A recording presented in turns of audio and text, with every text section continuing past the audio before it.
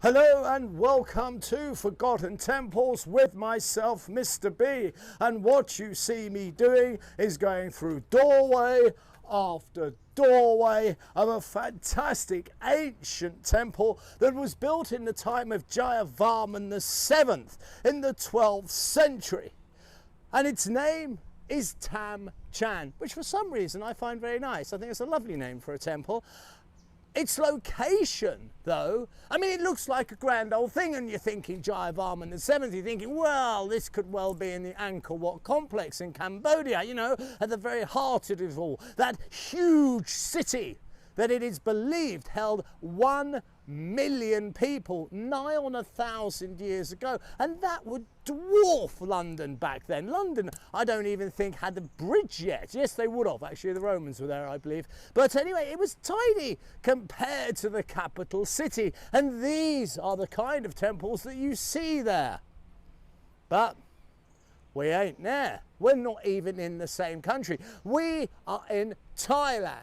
And just over there is basically a huge rice field. And if you hear some humming coming through the microphone, it's not the mic, it's a combine harvester that's actually harvesting the rice. So this is one of those temples that's sort of away from everything else. It's just in its lovely isolated rural area. But it once was an absolutely fantastic place. There's a bit to see, so why don't you take me by the hand and we will go on a small adventure in a far off mystical land. Now, I don't do this very often, but I've actually pushed the camera back from where I've just done that shot because I want you to see this causeway and how it all relates to the main structure just there. And doesn't it look grand? Yet again, we could easily be looking at something which is in Angkor Wat, you know, in the heart of some main city. This is not your normal temple, which is just left in modern rural life. I mean, it really is quite the Goliath. So what can we decode from this? Well, quite simply, the bigger the temple, the more the people. And I've said this a couple of times. I mean, you've got to remember, think of modern churches. Places like this have to be funded. They don't just build them randomly for no reason. So with this medium-sized temple, I mean, it's giant compared to the most rural ones I see, there must have been an awful lot of people. And looking around me, literally, there's rice fields, there's a pagoda, but it is a very rural area. So where this grassland now lies was once a throbbing little town. But alas, everyone has gone, and what has gone with them is every single record of their daily lives and their loves and their pastimes. All that is left is that was made of stone, and that would be this sleeping giant right here. But now it's time to go into the belly of the beast. These are those multiple doorways I walked through, and have a look at the size of these stones here. Definitely worthy of Stonehenge. It's just an amazing sight, this. I keep saying it because it keeps knocking me out. That's, you know, in the middle of nowhere. I mean, there is a main road, I have to be fair, I would never lie to you, that is not so far away from here. But its surroundings that it's actually, you know, set in are purely rice fields. And the condition of this, I mean, it really does invoke mystery, doesn't it?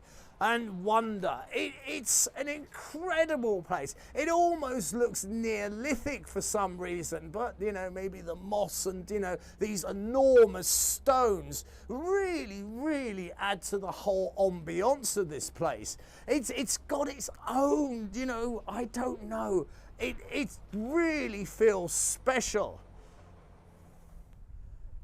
And here is the main temple at the heart of it all.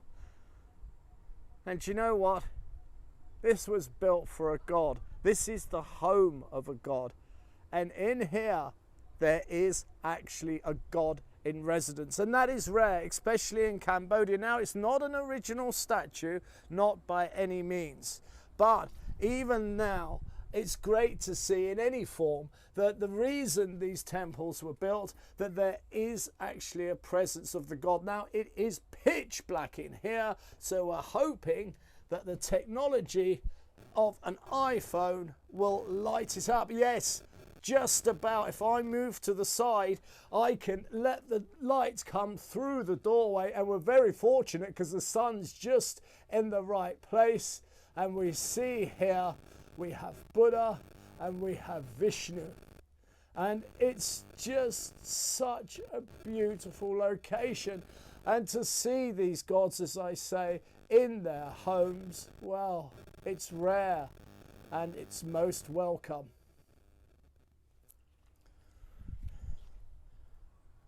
To end this video, why don't I stand next to this ancient library and this beautiful lattice of nature, an ancient temple.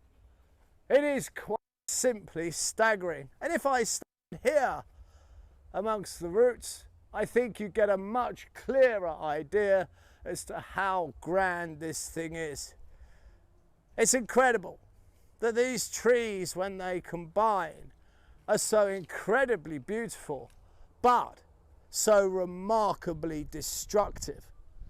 Now, very quickly, let me tell you a story about what it takes to do these films, because I'm sure it's just me just driving around on a bike. Now, I have traveled, I've got no idea how many hundreds, thousands of kilometers on this trip alone, to come all the way from my home to here in Thailand. And you see my face is red. Well, it's been blasted by the dust. I've been on the road that long, and I've got to confess I stink to high heaven, because this is the only the only shirt I've got for filming. But I've just spent an excruciating 2.5 hours pretty much next to the side of the road at another temple I filmed, which was on the Cambodian-Thai border. Now, I wasn't alone, so don't worry. I had, I think it was 12, 13 members of law enforcement. I had local police, national police, military police, as well as general members of the military, as well as other men who were in plain clothes. Now, for some reason, they thought I had crossed illegally or something. I'd gone over some boundary, because the temple was right in a military base. Now, of course I hadn't. And I'd explained to them that a military guy had explained to me, you're allowed to film the temple, but don't point your camera at our base. And I did not. The unfortunate thing was I didn't know that you have to carry your passport in this country. So all hell broke. And I literally had, for over 2 hours, I was answering the same questions over and over. Now, on my phone, I carry copies of my passport and my driving license and everything else, because you don't want to carry your passport, especially when you're doing stuff in monsoon season. So it went on, and I'm absolutely exhausted, but it was all worth it. When you see something like this, it's just so beautiful, and as you can tell, the light is starting to fade. So it's for me to get back on the bike and get back to my temporary little home, a hotel, and at long last get something to eat. So it may look like it's all romantic, but sometimes, trust me, doing what I do is pretty damn painful. As always, I ask you to like, subscribe and comment, and if by chance you can help me build up this library of temples that are lost and remote and often neglected, then I would be extremely grateful. Now, how you do that is very simple. You go to www.patreon.com/temples. Simple as that. So it's time for me to get out of here as the sun goes down. And as always, I wish you absolutely nothing but the very best. You take good care now.